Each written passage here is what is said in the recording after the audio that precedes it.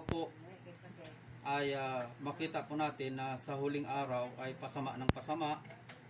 At ito ang mensahe ng Panginoon sa lahat ng tao sa buong mundo. Hindi lang sa lugar natin, sa Pilipinas, sa buong mundo na po. Kasi ang issue talaga ngayon, buong mundo na. Diruin po yung nangyari sa Turkey. Lindol yun. May tsunami pa atang buno, kaya ang daming patay. Pero mayroong nakaligtas na bata. Diba? May himala. So, kahit nasa gitna ng sakuna, gumagawa pa rin ang Diyos ng milagro. Kasi may mga tao pa rin na natitira na tumatawag sa kanila. Na hindi lang dahil sa sakuna, kundi talagang gusto nilang lumapit sa Panginoon. Kaya kung gusto mong lumapit sa Panginoon, welcome ka. Kasi nag-anyaya ang Panginoon. Sa Gawa 17, 30 at 31, pakinggan nyo po ang wika po ng salita ng Panginoon. Naka-video na yan. Yun. Kasi ang salita ng Diyos po, kailangan natin i-publish throughout the whole world. Ang dami ng sikat, pero hindi pa sumisikat ang salita ng Diyos. Kaninong tungkulin yan? Tungkulin po natin yan. Pag ikaw ligtas na, tungkulin mo yan. Huwag kang maghintay na ang pastor dumalaw sa'yo, pumunta sa'yo, o imbitahin mo pa. Kunti lang ang pastor. At ang iba, nagkukwit pa. Diba? Kasi walang pera daw. Kasi pagka sumunod ka sa Diyos at naglingkod ka at ang pera, ang purpose mo, huwag mong gawin yun. Maghanap buhay ka na lang. Diba? Kaya sinasaluduhan natin yung mga nagsuko ng buhay para sa Panginoon, nagtatrabaho sa pamamagitan ng kanilang dalawang kamay, buhayin ang pamilya at bubuhayin ang ministry. Grabe. Sa Pilipinas lang yun nangyayari. Kasi sa Amerika, hindi nila kayang gawin yun. Ang kaya lang gawin sa Amerika, i-send out nila ang missionary nila, may sasakyan, may kondo, may laptop, may allowance monthly. Ang iisipin lang ng missionary, mag-preach. Yung Pilipino, hindi. Araw, nagtatrabaho. Tapos may mga schedule, nag-preach, nag-pray. Kaya hanga sila sa Pilipino eh. Lahat na ginagawa. Kaya yung buhay tuloy, umiiksi. Diba? Umiiksi yung buhay. May pastor na heart attack din. Tapos mayroon ding worker na namatay. Bakit? Ano sakit? Yun, sa baga naman. Dahil lagi natutuyuan ng pawis. Lakad ng lakad, punta sa mga bahay, nagtuturo, nangangaral. Kung minsan iba't ibang karamdaman, pero sabihin natin naglilingkod naman sa Diyos yun ah. Bakit pinabayaan ng Diyos? Actually, hindi pinabayaan ng Diyos. Pinabayaan niya ang sarili niya. Diba? Kasi tayo ang mga laga sa ating katawan. Ang sagot ng Diyos, yung spiritual, ito, salita ng Diyos. Yan ang sinasagot ng Diyos sa atin, na makarating sa atin. At matutunan natin, sundin natin, isabuhay natin para umunlad ang buhay natin. Pero yung physical, malaking bahagi sa atin na. Yung control sa pagkain, yung tamang tulog, di ba? Yung pagtatrabaho, kontrolin natin yan, i-program natin ang sarili natin. Huwag tayong magtrabaho ng 24 hours, 12 hours.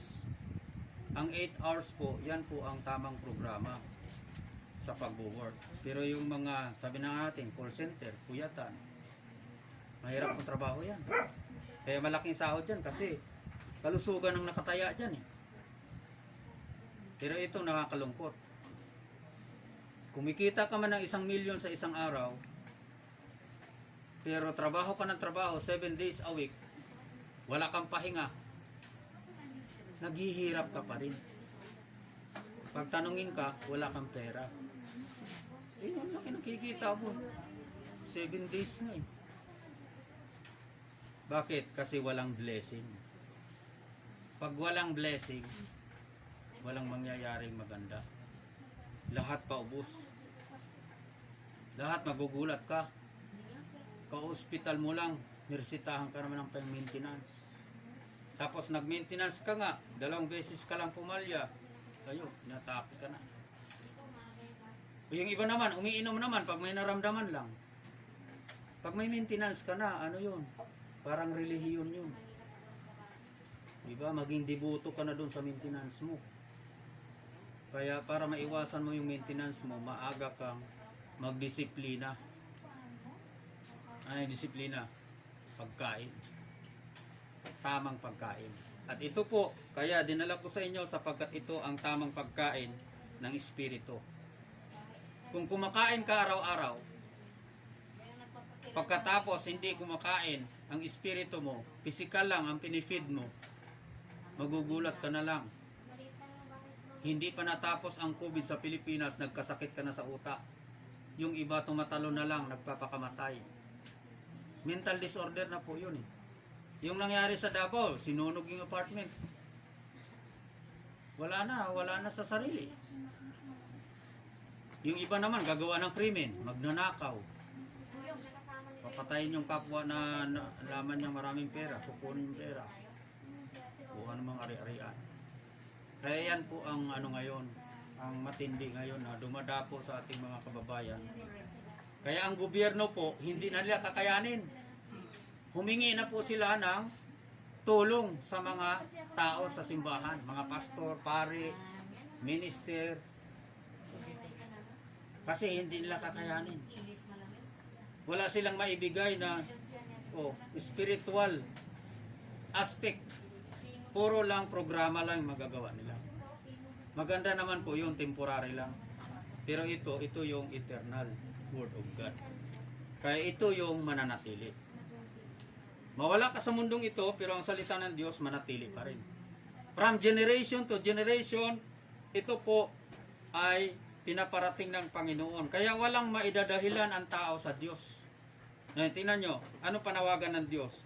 17:30 at 31. Pakinggan nyo po ang wika po ng salita ng ating Panginoon. At ang mga panahon nitong kawalang pagkaalam, maraming panahon ng kawalang pagkaalam, di ba? Sinasamba lang ng tao yung gusto niya. Hindi niya kilala ang tunay na Diyos. Ay pinalipas na ng Diyos. Ibig sabihin, mabait pa ang Diyos. Pinalipas ng Diyos yung kasamaan ng tao eh. Datapwat, ngayon na ito, panahon na natin. Ngayon ay inuutusan ang lahat ng mga tao sa lahat ng dako upang magsisi. Mula sa age of reasoning, 9 years old or 8 years old, pataas po, lahat inuutusan magsisi. Kung hindi ka makarating sa pagsisisi, hindi mo matalikuran ang kasalanan, minana mo kay Ebat Adan, ibubulid ka sa impyerno. Yun ang katotohanan. Masakit po na katotohanan, pero yun po ang sinabi ng Biblia, nakahinatnan. Dahil lahat ng tao makasalanan. Kahit hindi mo i-declare na makasalanan ka, dineclare na ng Biblia, all have sinned and come short of the glory of God. Romans 3, verse 23. So pagdating po sa harapan ng Diyos, ang kalagayan natin, makasalanan tayo. Kahit saan ka bumaling, kahit sabihin mo, ikaw na yung pinakadibotong tao na may 10, humahigit 10 kang relihiyon na inaaniban. Wala po sa dami ng relihiyon yun. Wala po sa kabutihang loob yun. Wala po sa mga pagsunod sa utos yun. Kundi, yung pagsisisi. Kaya ang mga Pilipino kung magsisisi, ipapanganak na ang bagong Pilipinas. Narinig nyo na ba yun? Bagong Pilipinas. Matagal nang umuugong yun. At ang Pilipinas lang daw ang may taglay na ginto na kayang supplyan ang lahat ng bansa. Hindi ko alam kung gaano katotoo. Sabi ko anong nakaraan, di ba? Kung may ginto ka din, labas mo na. Kailangan natin yan. Kailangan kong sasakyan. Hindi naman ako marunong mag-drive. Pwede naman magbayad ng driver. Nagpipray ako ng sasakyan na 4x4. Kasi gagamitin ko sa live evangelistic preaching from city to city. Iikutin ko ang buong Pilipinas. Grabe, ano? Kung may magdodonate, di praise the Lord. Kung wala naman, di sasakay ako. Marami naman sasakyan. Pero yun nga, ipanalangin po natin. Meron pang nag-aambang panganib sa atin. Bukod sa nag-alburutong Taal, malapit lang po sa Metro Manila ang buhay na bulkan ng Talim Island. Yung pinupuntahan namin nung nakaraang panahon. Ang Talim Island pala ay hindi basta island, bulkan. Buhay na bulkan. Lapit lang yan sa atin. 3 hours lang po ang biyahe mula dito. At mayroong gagawing expressway mula Pasig hanggang sa Floodway dadaan. Pag diretsong Binangunan. Kasing Binangunan ang pantalan ng Talim Island. Tanaw mo na yung Talim Island. Mayroon yatang mga nasa 40 plus na barangay ang Talim Island. Pero mayroon tayong missionary doon. Mayroon tayong mga kasama doon. Kaya from time to time, kami nananalangin. Sana magtayo kami doon ng Aqua Church. Nakalutang lang. Kasi lawa yun eh. So walang bayad yun pa nakalutang sa tubig. Mag-uupa ka pa ba doon? Tubig na yun eh. Pero panalangin natin kasi kahit man sabihin natin nandyan na sa harapan mo yung bulkan, kung hindi pa sabugin ng Diyos, ang Diyos pala may control noon. Buhay mo nga, ang Diyos ang may control eh. Yun nga lamang, hindi ka nakarating ng 70 o 80, pataas pa, kasi nasa iyo na yung pangangalaga. Lalo na pag hindi ka nagsisi. Kasi mapapaagang kamatayan mo, sisirain ka ng diablo eh. Ang diablo pumarito para nakawin ang kapayapaan mo, sirain ang buhay mo, at wawasakin ka na siya ang impyerno. Maraming programa si Satanas. Ipag-pray natin ang US ngayon kasi ongoing election at parang mananalo yung Democrat na kalaban ni Trump. Kasi mas mataas yung boto eh. Pero ongoing pa. Pag-pray natin kasi pag nagbago po ng presidente ang Pilipinas, apektado ang Pilipinas, ang US, apektado ang Pilipinas. Siyempre, yun eh, makapangyarihang bansa. At ang isinusulong po ay gawing Islamic ang US. Siyempre, simula na po yan. Tapos susunod na, pababagsakin na ang mga bansa. Kaya tayo, kung hindi pa tayo tumatalikod sa kasalanang minanatin kay Abat Adan, hindi pa tayo handa para sa mga mangyayari pang darating. Kasi sa talatang 30 po, sabi dyan, anong wika na banal na kasulatan sa talatang 30 po, 17:31. Ito po, pakinggan nyo po, sapagkat nasa huling kapanahonan na tayo, nang sabi ng Biblia, dahil siya ay nagtakda ng isang araw na huhukuman ang sangkatauhan. O biruin mo, nagtakda ng isang araw. Yung pagbabalik ng Panginoon sa Kristo, paghukom na po yun. Ayan sabi diyan, na sa pamamagitan ng lalaking iyon na kanyang itinalaga, na kung kanino siya ay nagkaloob ng katiyakan sa lahat ng mga tao, dahil siya ay ibinangon niya mula sa mga patay. Sino po yun? Ang Panginoon Jesucristo. Isa lang po ang ibinangon mula sa mga patay. Ang Panginoon Jesucristo. Si Lazaro po, nakiusap lang si Maria at si Marta. Kasi umiyak sila. Samantalang ang Panginoon ay kaibigan niya si Lazaro. Kaya pinuntahan niya sa libingan. Tinawag niya, Lazaro, comfort. Lumabas naman si Lazaro. Pero 3 araw nang nakalibing. Biruin mo yan. Pwede pala yun. Kung ikaw ay mahal ng Diyos, kaibigan ng Diyos yun eh. Si Lazaro, binuhay niya. Nabuhay si Lazaro. Kaya doon po mapatunayan natin na ang talaga may kontrol ng buhay, Panginoon. Tayo, wala tayong kontrol sa buhay. Kaya ang paanyaya ng Panginoon, ang pagsisisi sa kasalanan ay napakahalaga po. Ito na po yung pagpapasya for eternity. Gusto mong mabuhay sa ikalawang buhay kasama ang Panginoon, ito ang pagpapasya. Magsisi ka sa iyong kasalanan. Pag hindi, sorry na lang, baka bukas ikaw ang kukunin ng Panginoon o kaya ako naman. Hindi natin alam. Ang buhay ay parang isang bula. Nanatili sa kaunting panahon, maya-maya, wala na. Diba ganun yun? Sabi sa Santiago, kaya habang may pagkakataon ka, samantalahin mo, lumapit ka na sa Panginoon, magsisi ka sa iyong kasalanan. So, sino-sino po yung klase ng tao sa harapan ng Diyos ngayon sa ating kapanahunan? Una po, yun pong bastardo. Bastards. Ano po ang sabi ng Hebreo? Kung ikaw ay mayroong ama na namamalo sa iyo, pag nagkakamali ka, tinutuwid ka, dahil mahal ka nila. At mayroon din po tayong ama sa langit na nakikita niya ang pagkakamali at ang mga bagay na ginawa po natin na ayaw niya. Kaya kinokorek din po tayo kung anak ka ng Diyos. Hindi totoong lahat anak ng Diyos, ha? Paniniwala lang po yun. By the way, kung may paniniwala ka, saludo ako sa iyo, may paniniwala ka eh. Pero ang ibabahagi ko sa iyo ay pananampalataya. Di ba pareho lang yon? Hindi po pareho yun. Ang paniniwala, mayroon kahit maliit na bata, may paniniwala yun. Diba? Naniniwala nga siya na may multo eh, kasi napanood niya eh. Maliit na bata yun. Tapos yung pinanood niya sa telebisyon, kaya niyang ikwento sa iyo, detalyado pa. Kasi maano ang isip ng bata eh. Kaya ang paniniwala po, may pinanggalingan yan, pinapasa. Ang pananampalataya, hindi namamana, hindi basta-basta pinapasa.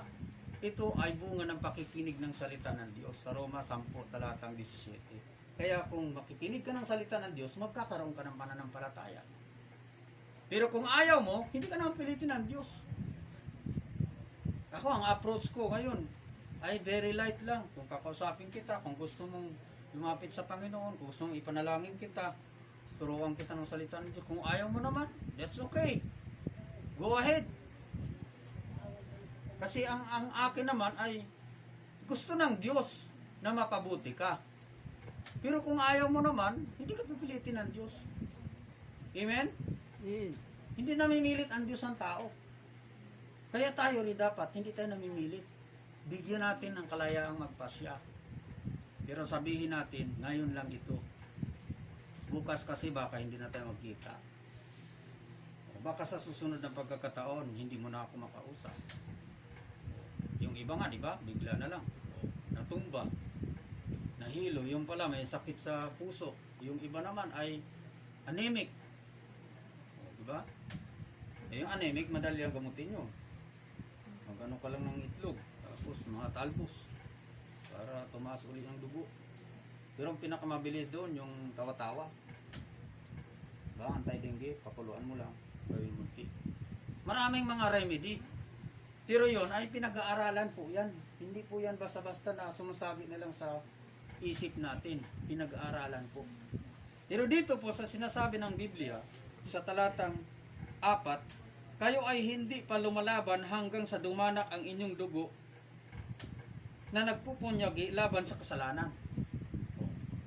Nagawa mo na ba yung kagaya ng ginawa ni Kristo na dumanak ang dugo? Dahil nilabanan mong kasalanan, wala pa nakagawa nun. Ang Panginoon lang ang gumawa nun para sa atin. Kaya ang Panginoon sa Kristo ay certified Savior. Ngayon, kung ayaw mo sa Kanya, hindi ka maniniwala, ayaw mong tanggapin ang katotohanan, go ahead. Okay lang yun. Pero pagdating ng Judgment Day, hahatulan ka ng Diyos base sa desisyon na ginawa mo. So walang makakaligtas sa Diyos. Hahatulan tayo lahat. Pero hindi yun ang hinihintay natin, yung hatol. Ang hinihintay natin, na pag bumalik ang Panginoon Kristo, kukunin niya tayo. Dahil dapat hindi ka kasama dyan sa bastard na yan. So, tingnan nyo, pakinggan nyo yung sabi ng Biblia. Sa talatang 8 na tayo. Datapwat kung kayo ay walang pagpapalo, kung saan ang lahat ay mga kabahagi, kung gayon kayo ay mga anak sa labas, at hindi mga anak ng Diyos. Biruin mo yan. Ikaw, papayag ka ba anak ka sa labas? Pagka mamaya, sasabihin, oh, yung tatay mo may anak sa labas. Sa sama loob mo, di ba? Magmamaktol ka, i-rebuild ka. O, unawain mo muna yung sitwasyon. Pero karamihan, yung emosyon ng pinapairal nila sumasama ang loob. And by the way, kung tayo po, pinapasama natin ang loob, yung mga tao na mahal natin sa buhay, hindi po makakatulong yun para maging maayos ang ating pamilya. Kinakailangan, you maintain a good relationship. Kung may problema, ay ipanalangin. Kung talagang may pagkakamali, sabihan natin, ito talagang pagkakamali mo. At kung na-realize mo ang pagkakamali mo, magsuri ka naman din. Diba? Ito mahirap magsuri, diba? Yung pinakamahirap gawin. Nahirapan din ng taong gawin yan sa Diyos. Hindi, wala naman. Mabait naman ako eh. Yun sila, masama. Lahat po tayo makasalanan. Nagmana tayo ng kasalanan ni Eva at Adan. Kaya, hindi po tayo magiging katanggap-tanggap sa Diyos. Maliban na tanggapin natin si Kristo na kanyang bugtong na anak. Para maging anak ka ng Diyos. Or else, bastardo ka. Ang bastardo hindi pinapalo. Hindi ako namamalo ng anak ng may anak. Ang papaluin ko lang yung anak ko. Di ba? Yung sa Amerika nga bawal paluin yung anak tatawagan. Hey, police station. Tatawag ka agad yung report ka na. Maya nandyan na. Dadamputin ka. Ganon katindi ang batas doon. Dito hindi impos natin disiplina kasi tinutuwid natin yung mga anak natin na lumaki sila na mayroon silang karangalan at marunong silang gumalang. The same way, kahit nga sa Panginoon, di ba? At ang pagpalo ng Diyos ay tanda ng pagmamahal. Ngayon, lahat na ng mali, ginawa mo. Lahat ng ayaw ng Diyos, hindi ka pinapalo. Ay baka hindi ka anak ng Diyos, bastardo ka. Ang hirap nun, ano, di ba? Bastardo ka. Isinilang ka sa mundo na wala kang tatay. Grabe. Masakit yun. Wala yatang ganun, no? Mayroon bang isinilang na walang tatay? Putok sa buho. Kwento lang yun. Alamat yun. Pero ang totoo noon, mayroon talaga tayo origin, mayroon tayong pinagmulan. Walang putok sa buho. Pero pagdating sa spiritual, ito spiritual pinag-usapan po natin, maraming putok sa buho. Kasi kiniklaim ang John 1:12, di anak din ako ng Diyos. Sige nga, subukin natin. Ang kasalanan ba ni Eva at Adan ay napagsisihan mo na? Sumampalataya ka na ba sa bugtong na anak ng Diyos? Hindi pa. Hindi ka pa anak ng Diyos. Masumpungan mo balang araw, bastardo ka sa harapan ng Panginoon. Kasi hindi ka nakatikim ng pamalo. Ang totoong anak ng Diyos, may pamalo po yan. Well, magkaiba po ang pamalo at sa pagsubok ha. Kasi akala ng iba, ang pamalo at sa pagsubok, pareho lang. Si Job po, pagsubok yung kanyang naranasan.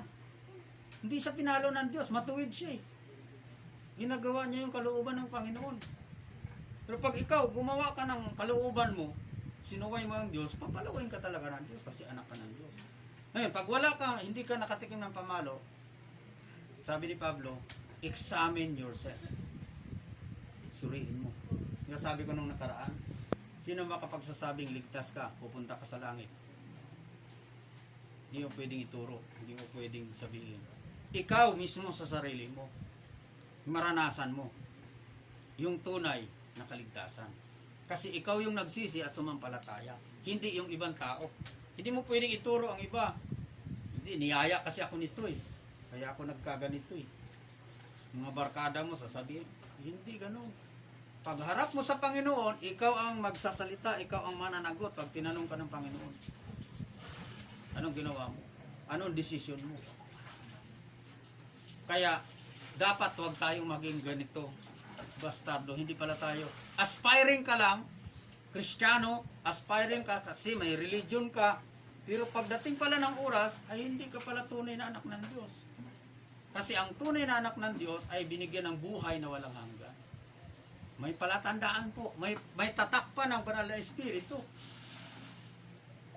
At isa pang palatandaan, gusto niyang mag-aral ng salita ng Diyos. Eh simple lang para halaman eh. Ang isang tao hindi sa Diyos, sama ng Bible, ayaw, umalis na. Lumayo na. Manalangin muna tayo, ayaw. Kasi pag tunay na anak ng Diyos, sige po, i-entertain niya yung mga bagay na tungkol sa Panginoon. At ang pangalawa po, ito medyo mabigat din. Pabigat ng pabigat, yung backslider.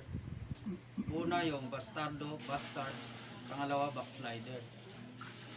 Sino yung backslider? Diba, ang programa ni Pangulong Duterte, yung mga nagdruga, baka may nagda-drugs pa sa inyo ha. Bigyan nyo ako. Hindi, joke lang. Pag nagda-drugs ka pa, yari ka. Kasi hanggang ngayon, tuloy ang programa. War against drugs. So, marami namang nagsuko, volunteer, di ba? Kasi shoot to kill ka pagka naman, tapos tumakas ka pa. Maraming nadali. So, volunteer na, suko. Marami. 6 months. Oh, may programa ang gobyerno. Parang quarantine din yun, ano? Doon sila. Sa rehabilitation, pinapakain, nalagaan, tapos bibigyan pa ng trabaho para makapagbagong buhay. Eh, hindi naman naturuan ng kaligtasan ng salita ng Panginoon. Hindi talaga nagbago totally ang buhay. Nagbago lang for 2-3 months. Ang bait na nito ah. Nag-uwi pa ng lechon manok. Tapos, dati naman, naglalasing. Ngayon, hindi na. Bait na. Pero paglipas ng mga ilang buwan, nag-drugs na naman. Tapos hindi lang nag-drugs na, benta pa. Lumala, di ba? Alam natin yan, pag nanonood ka palagi ng news, hanggang ngayon yan. Kaya yung mga tao na nangre-rape ng sanggol, wala sa katinoan yun. Yung dapat bitahin yun eh. Sino ang parusa dun eh? Kung binalik yung parusang kamatayan, heinous crimes are being judged by the law. Death penalty yan. Walang ano yan, suri-suri. Hindi suri-suri yan, wala ka sa katinuan. Ang matinong tao ay gumagawa ng mabuti. At kung sabihin mong sumasampalatay ka sa Diyos, iiwas ka sa masama. Ngayon, kung sinabi mo, hindi, backslider lang talaga ako. Kasi ang tawag nga ng mga policemen, yung mga nag-handle sa kanila, nag-backslide na naman si ganito, delikado yan. Ibig sabihin, bumalik sa dating buhay. O, yung tunay na karanas ng kaligtasan at pagtanggap kay Kristo, anak na ng Diyos, tumalikod, yun ang matatawag na backslider. Pero sabihin ko po sa inyo, ano, kung 10 taong ka na, 20 years ka na, 30 years ka na, tawag mo pa rin sa sarili mo, backslider, mukhang malaking problema natin. Kasi hindi mo naunawaan. Yun nga, yung programa ng gobyerno, pinapahanting na uli.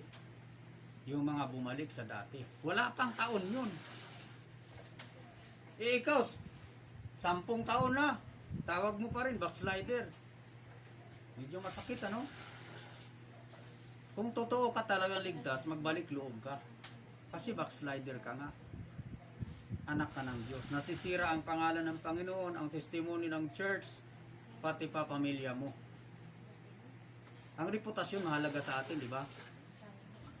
Pero kung wala na tayo, sira na yung reputasyon natin, wala na tayong masasabi na patotoo tungkol sa Panginoon. Kaya kinakailangan, i-restore mo. I-restore mo yan. Kami nagre-restore po kami ng mga nasisira ng gamit. Yung kaya namin gawin. Bakit? Pwede pang pakinabangan. Ibig sabihin, pwede ka pang pakinabangan kung backslider ka. Mag-restore ka lang. Magbalik loob ka. Pero yung sinasabi na 35 years, mukhang malabo po yun. Sa akin po, hindi ako umuhusga bilang mga ngaral ng Diyos. Lalagyan ko siya ng 3 question mark. Bakit 3 question mark? Hindi ako humusga. Nagduda lang ako. Bakit ganon? Di ba? Bakit ganon? paliwanag mo. Kung gusto mo pang maayos. Pero kung hindi mo ayusin ngayon, sa Panginoon ka na magpaliwanag. Saan gusto mo? Kung ngayon ayusin mo, pwede pang bumuti ang buhay. Pero kung gusto mo talaga, pagbalik na ng Panginoon, sa Kanya ka na magpaliwanag. Kasi yung mga talagang may atraso sa Panginoon, pag humarap na sa Panginoon, nakaganon na lang. Hindi na makatingin. Hiyang-hiya eh. Tingnan nyo ha, yung nangutang ka. Hindi naman sa mangungutang, bayaran mo lang. Pag nangutang tayo, siyempre bayaran natin. Kasi pag hindi natin binayaran, pag nakasalubong natin yung pinagutangan natin, hindi tayo. Meron bang may utang na confident ka? Ay! Hindi. Magtatago nga yung iba eh. Bombay, di ba? Araw-araw ko ito. Sabi mo, anak ko, nandiyan na, kumakatok na. Sabihin mo, wala daw po si mama. Wala daw po si mama. Hindi nahuli. Kasi, tinuruan mo pa yung bata, hindi mo sinungaling yung bata eh. Igbabalik. Maniningil uli yun eh. Doble na kinabukasan. Matindi yung mga yan. Walang patawad yan. Dire-diretso ang listahan mo. Kung haba na ng listahan mo. Kaya yung iba, 2 buwan sarado eh. Tapos pagka nakaano na uli, naka-recover na, bubukas na naman uli. Kaya di-discourage ko yung mga kapatiran na mayroong negosyo, huwag kayong mabuhay sa utang. Siguro sa emergency, ang hiram ka, tapos bayaran mo. Pero pag gawin mong lifestyle, hindi ka na makaalis dyan. Alipin ka na ng taong inutangan mo. Ngayon, kung lumapit sa'yo, alam mo namang walang kakayahan talaga, paano ito makabayad? Bigyan mo na lang, tulungan mo na lang siya. Diba? Kagandahang loob. Kasi yung iba, wala na. Kahit nga pambili ng tsinelas, wala. Makabayad pa kaya yun kung hiram sa'yo? Tulungan mo na lang kung mayroon kang may tutulong. Pero tatandaan po natin, hindi po makakalimutan ng Diyos yung mga taong tumatalikod sa Kanya. At hindi natutuwa ang Diyos sa mga tumatalikod sa Kanya. Kaya yung backslider po, malaki pong kahihiyan niya sa Panginoon at sa Kanyang gawain. Kaya ang gagawin mo, kung talagang anak ka ng Diyos, bumalik ka na. Ako hindi naniniwala na pag sinabi mong backslider, nag-worship pa rin sa bahay, tapos spiritual pa rin, tapos naglilingkod pa rin sa Panginoon. Hindi ako naniniwala. Kung nagbalik loob ka talaga, ipakita mo, pumunta ka sa church, mga kapatiran mo, makipag-fellowship ka, pagkatapos ng service, magkape kayo. Ngayon, wala bawal ang close contact, di ba? Okay lang, dyan ka, magkakape tayo. Dati sagkita tayo. Yun ang tunay. Pero yung wala, hindi ka na makita. Paano yun? Kahit sa live, hindi ka makita. Yung iba naman, nag-comment lang, nag-like lang, umalis na. Pag gusto mo talagang mag-participate, tapusin mo yung programa. Tapos, sabi, pinagpala ako ng Diyos dahil nakatanggap ako ng mensahe. Amen. I-share mo rin sa iba para marami pang ma-inspire, marami pang mabago ang buhay at makatanggap din sila ng blessing mula sa Panginoon. Kaya ang backslider po, actually yan ang maraming alam sa Bible.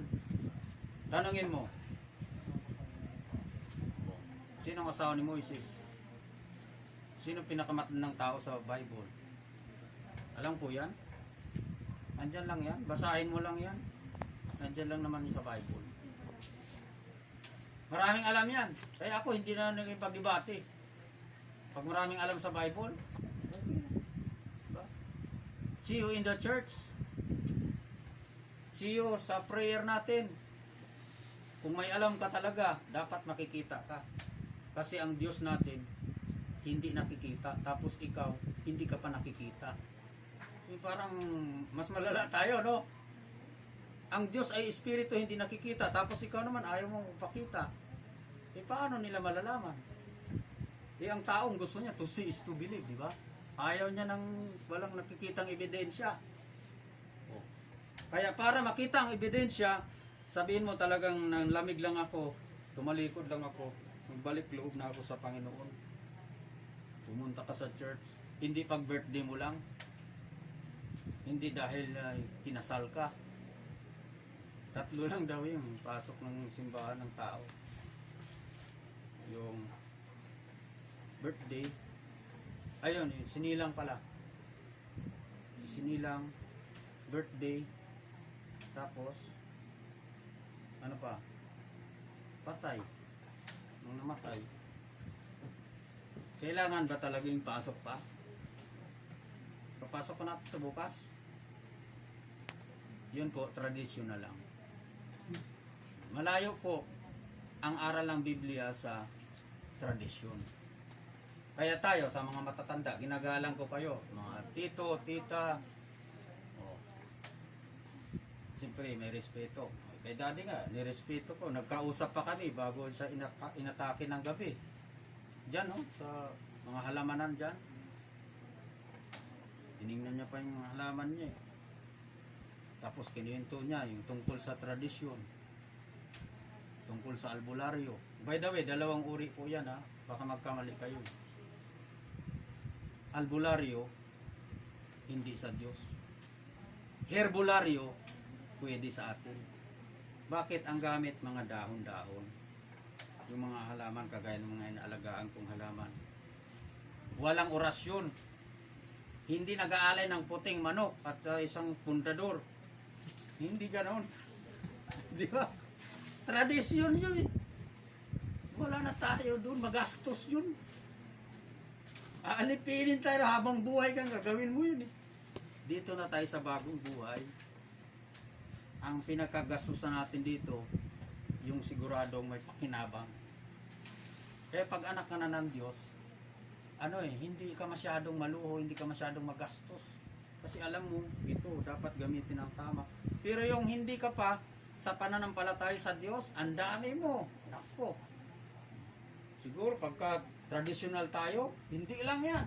Marami pa tayong dyan, burluloy, marami pa tayong gagawin dyan. Tapos may seremonya.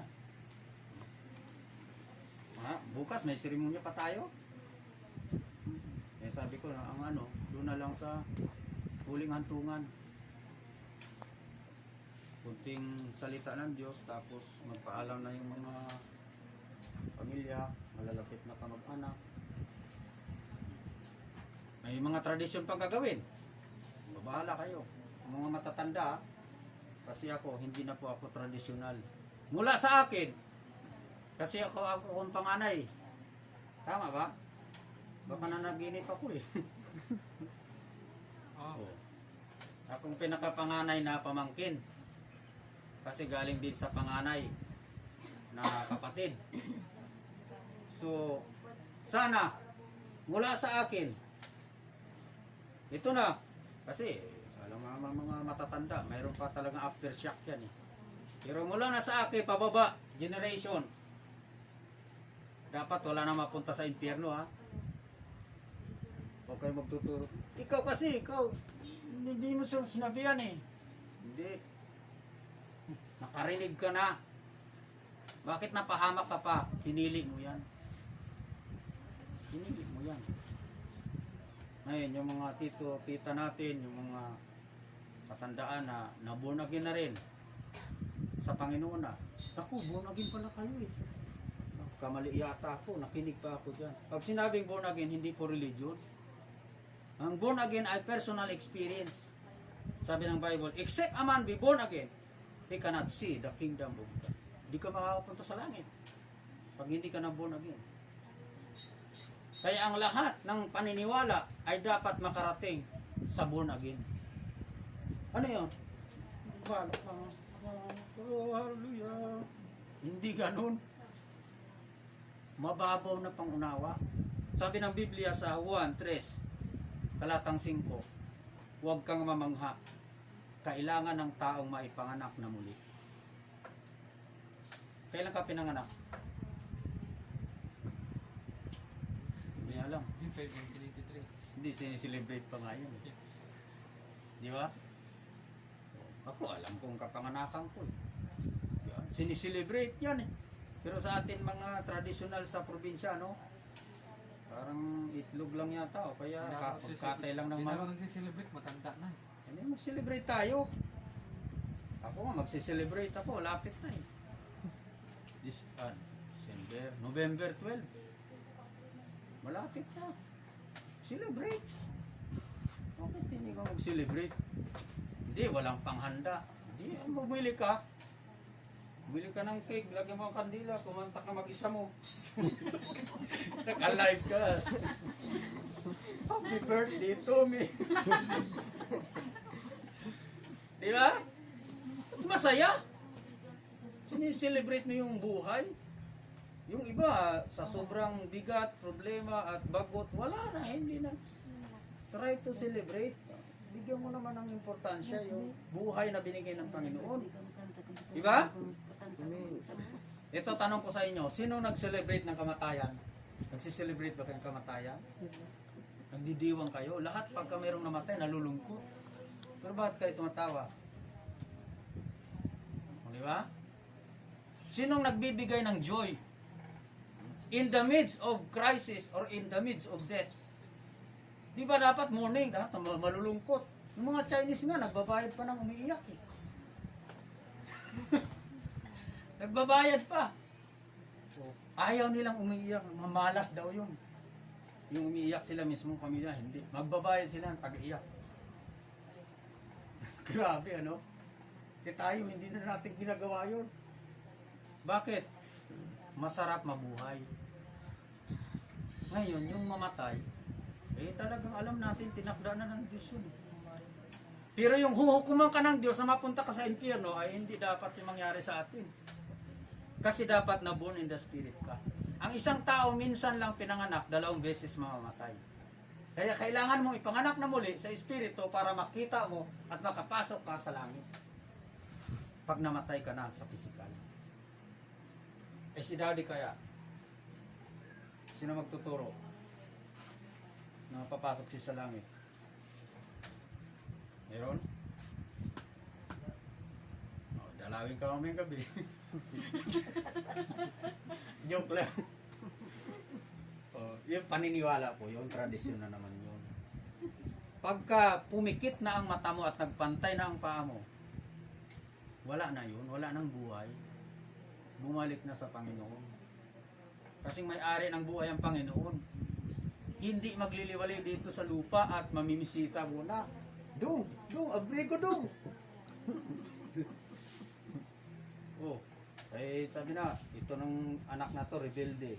Ayan, mumultuhin ka. Hindi ganon. Walang ganon sa Bible. Sa tradisyon lang po yun. Tradisyon mo, ang dami pong katatakutan. Tapos ang dami pang mga serimonya. Biro mo na, ito, kwento ko lang sa inyo, naranasan ko.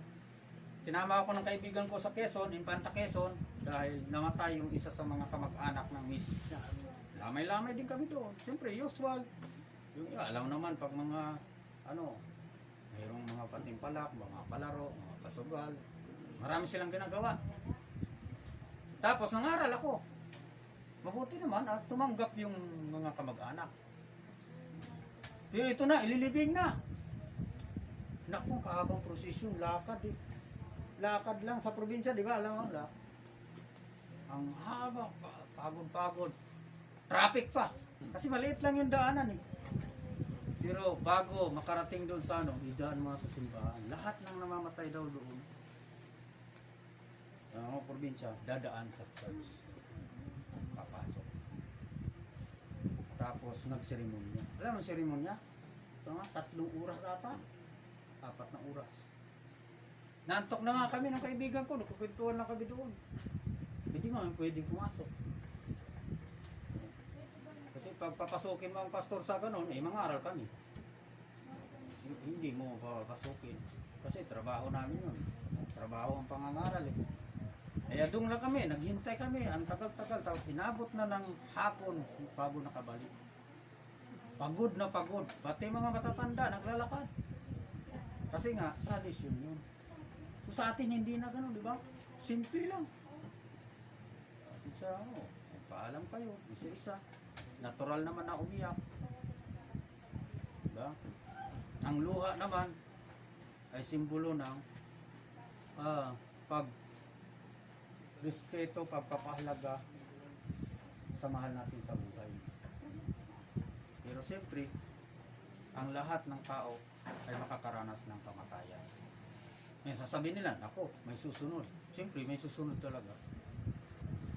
Pero kung sasabihin na ikaw, hindi ka papayag. Di ba? Hindi ka papayag. Gusto mo pang mabuhay.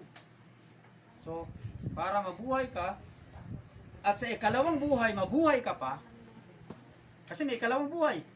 Eternity in heaven and eternity in hell. Mamili ka. Kung maborn again ka dito sa lupa, may panganak ka sa espiritu kasi naipanganak ka lang sa laman, makasalanan ka, pag namatay ka, kagaya ni Nicodemus, tanggapin ka ng Diyos sa langit. Kasi naipanganak ka sa espiritu. Paano kung hindi? Namatay ka na physical, mamamatay ka pa spiritual, ibubulid ko sa impyerno dahil sa kasalanan ang dala-dala mo mula kay iba't adan. Ganyan ka masalimuot ang kasaysayan ng tao. Kaya dito, yung ulitin ko sa inyo, walang relihiyon, walang mabuting gawa, walang pagdidiboto, walang pag-abuloy, wala lahat yan ng ginagawa ng tao. Walang kabuluhan lahat yan. Only the Lord Jesus Christ can bring you to heaven.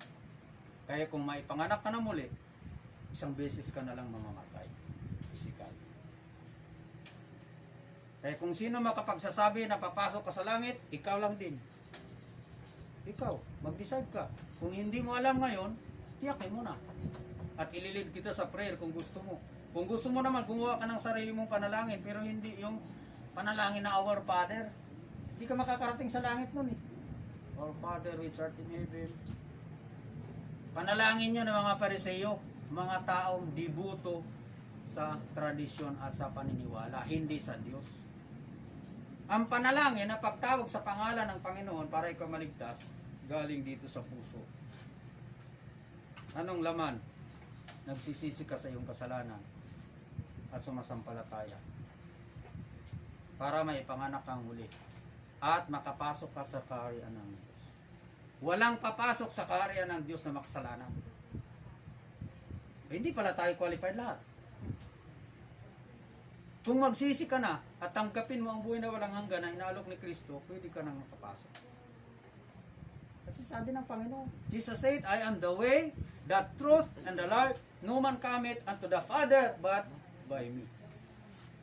So kung tinanggap mo ng regalo na alok ng Diyos, ang Panginoon Kristo ang nagbayad sa krus ng Kalbaryo ng buhay na walang hanggan, welcome ka na sa langit. May naghihintay sa iyo mga anghel doon. Pero kung hindi, i-judge ka lang ng Diyos para itapon ka sa dagat-dagat ng apoy. Sino man na hindi nasumpungan nakasulat sa aklat ng buhay, siya ay itatapon sa lawa ng apoy na doon ay mayroong uod na hindi namamatay. May apoy na hindi namamatay.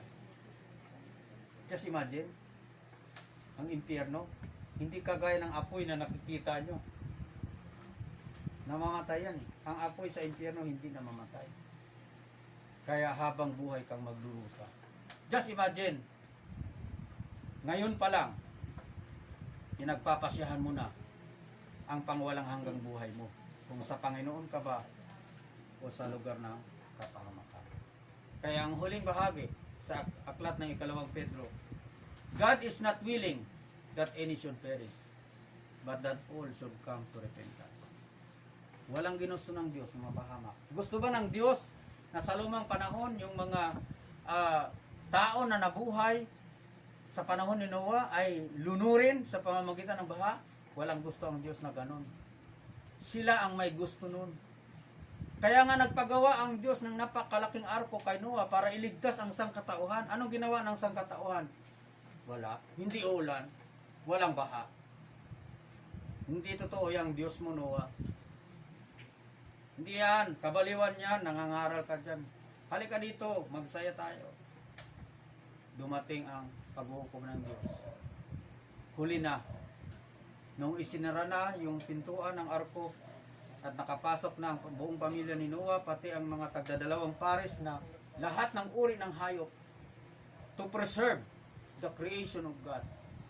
Isinarado na at nagsimula ng bumuhos ang malakas na ulan, tumaas ng tubig, sumigaw na ang mga tao ng saklolo. Pero sabi ng Panginoon, tapos na ang panahon na ibinigay ko sa inyo. Nagmakaawa pa sila kay Noah. Buksan mo, Noah, buksan mo. Hindi maaari, sapagkat ang Panginoon ang nagsarado ng pinto. Kaya sana sa atin, habang bukas pa ang pinto ng langit at inaanyayahan tayo ng Diyos, i-grab natin ang opportunity. Kasi may panahon na isasara yun. Isasara na ng Diyos. Sa tribulation period, sasara na ng Diyos. Kaya ngayon, ito yung last chance natin. Sabi ng iba, hindi, may second chance pa. Ang ibinigay po kay Eva at Adan, second chance na yun. Kasi pinalayas na sila ng halabanan ng Eden nung magkasala sila. So binigyan pa sila ng pagkakataon. Sa panahon natin, last chance na to. Last chance na ito. Hindi mo alam kung next year, sino umamatay naman ulit. Magpupineral ulit tayo. Ilang beses mo napakikinggan ang mensahe, hindi ka pa rin naliligtas. Maawa ka sa kaluluwa mo. Kasi ang kaluluwa mo, ibubulid sa impyerno yan. Itong katawan na ito, temporary lang to. Kumbaga sa sasakyan, di bang sasakyan may makina, tapos mayroon siyang pinaka-body. Ang pinakamahalaga talaga doon, yung makina, yun yung buhay. Ang pinakamahalaga, kaluluwa. Hindi itong katawan na ito, masisira ito eh.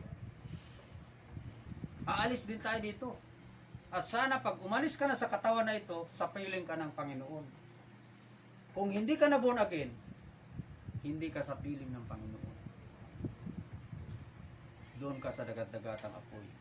At lahat ng makasalanan na ayaw sa Diyos, tumanggi kay Kristo, nandoon na sa impyerno.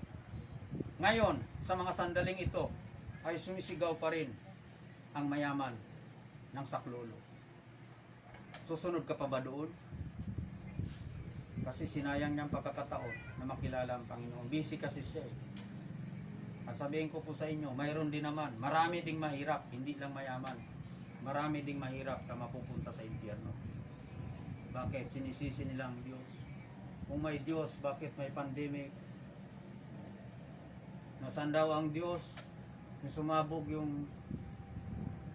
Sinisisi mo pa ang Diyos. Pagagawa ng tao yun. Kaya nag-iirap ang ating mga paligid. Kaya nasisira yung mga tinatapakan natin at nilalakaran natin. Hindi kagagawa ng Diyos yun. Gawa ng tao yun. Sino mo binubutas nga yung bundok para makakuha ng ginto? Oh, yung taong sumisira, kinakalbo ang kagubatan, kaya bumabaha sa city. Ano ginagawa sa troso? Negosyo, uling, tayo ng bahay. Kasi yun, disenyo ng Panginoon yun para i-preserve ang kanyang creation. Ang ginagawa ng tao sinisira. Tignan mo yung ilog sa Pasig, kung gaano kalinaw. Diba? Pwede ba maligo doon? Pinapalinis na ata ni Mayor Isko. Pero kahit na magkulay, pa yung nun, crystal, yung kulay, o medyo green-green, na parang yung kulay ng dati na ilog, hindi ka pa rin maliligo doon. Di ba? Hindi ka papayag na maligo doon. Alam mo, madumi yun. So, ang kasalanan ng tao, mas madumi pa doon. Kaya kung titingnan natin ang sarili natin ngayon sa harapan ng Panginoon, marumi tayo. Dahil banal ang Diyos. So ano pa hinihintay mo? Lumapit ka na sa Diyos. I-claim mo ang eternal life, sapagkat mahal ka ng Diyos, ayaw ka niyong mapahamak sa dagat-dagatang apoy, may regalo sa iyo ang Diyos. The greatest gift you can receive is eternal life. Kanino? Sa persona ng Panginoon Jesucristo. Hindi nabibili. Hindi ito rewards. Hindi pwede pagtrabuhan. Ito ay libre nga. Regalo ng Diyos. Kasi mahal ka niya. Pero ang kondisyon ng Panginoon, sumampalataya ka sa bugtong na anak. Pag hindi nangyari sa iyo yun, hindi ka na born again, hindi na tayo magkikita. Kasi sabi ko nga sa anak ko, kung gusto mo, magkikita pa tayo sa kalawang buhay. Magsisi ka na ngayon, tanggapin mo yung buhay na walang hanggan. Kasi pag hindi nangyari, hindi na tayo magkikita sa kalawang buhay. Iba ang destiny ko eh. Hindi dahil sa pastor ako, kundi isang araw mayroong nagbigay sa akin ng salita ng Diyos ng buhay na walang hanggan na regalo ng Diyos. At hindi ko na pinalagpas yun. Bakit?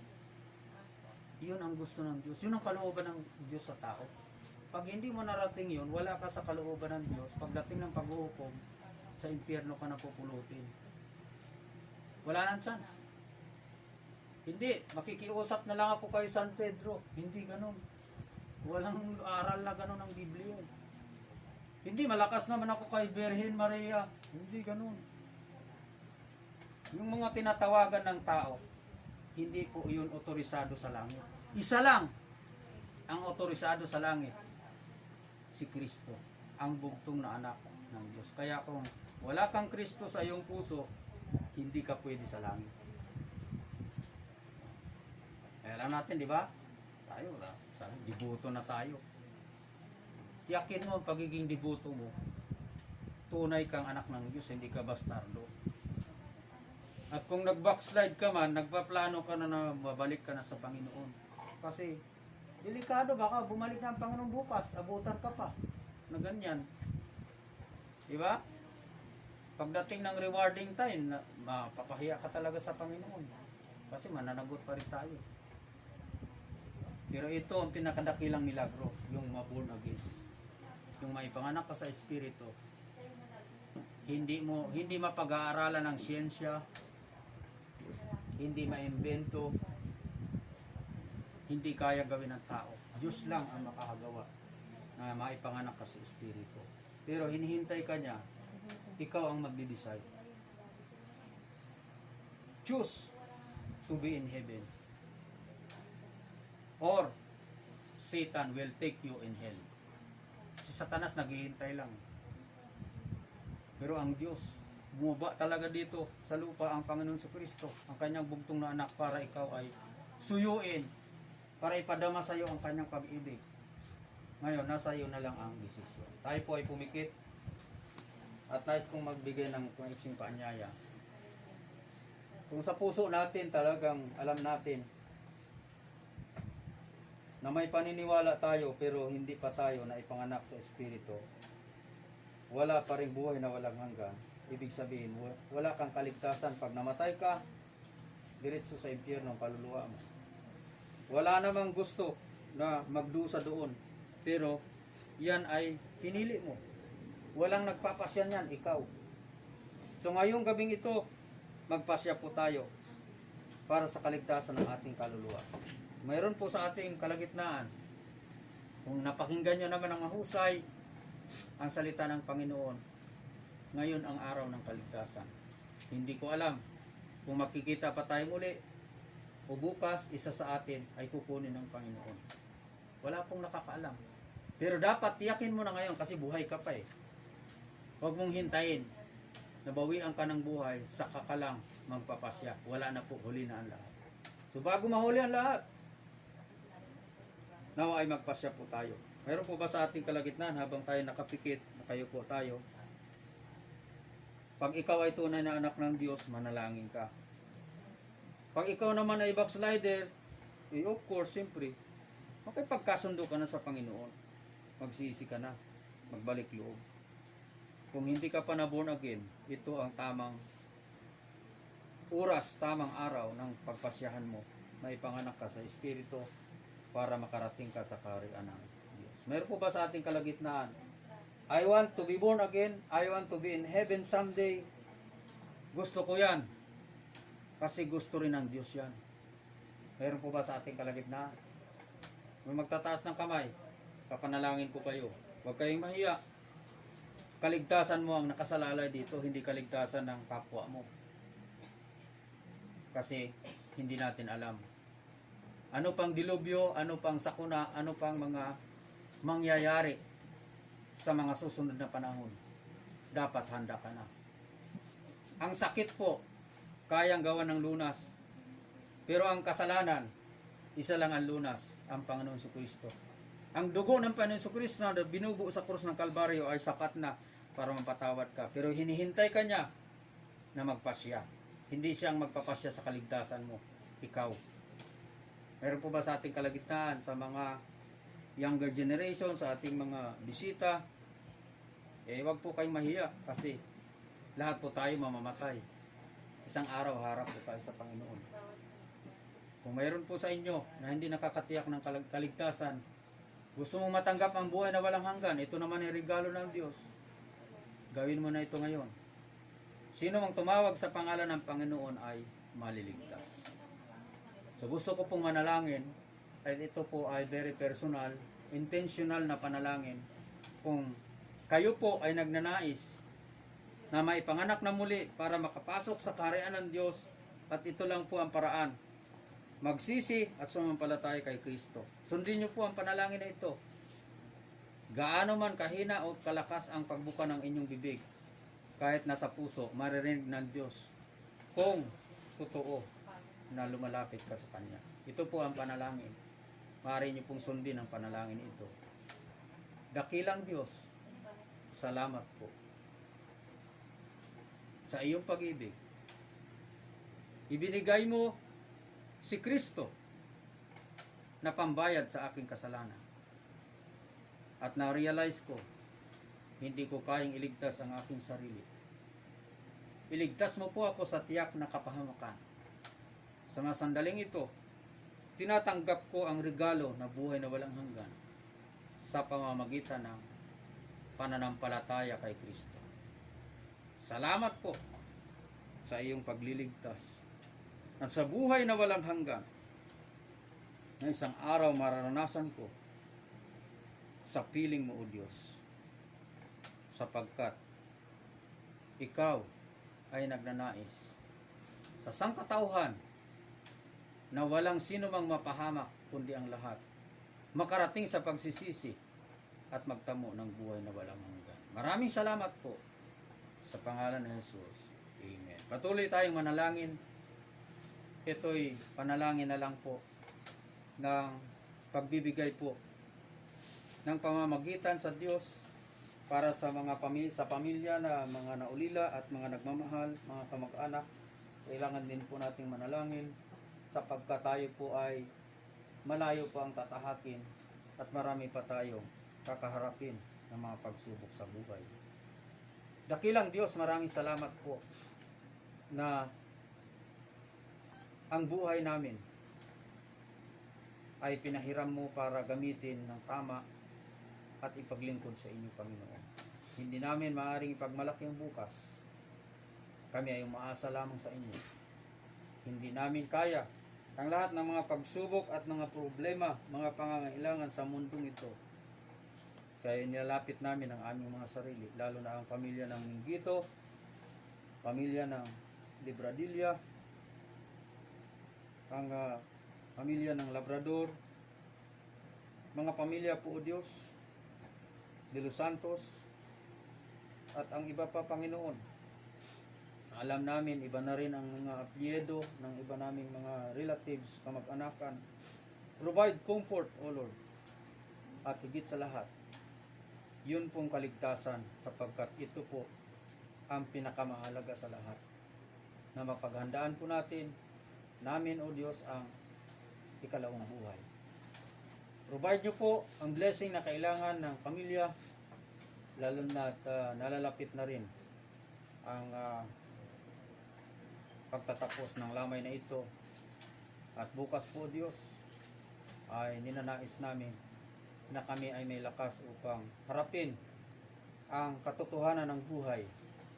Nang isa ay lumilipas at nawawala at mayroong panibagong buhay uli na sisibol. Salamat po sa mga pagpupunyagi ng pamilya ng Minggito at maging sa mga naiwan po ni Daddy Rojon. Dalangin po namin, O Diyos, na sila ay patuloy na umasa sa inyo.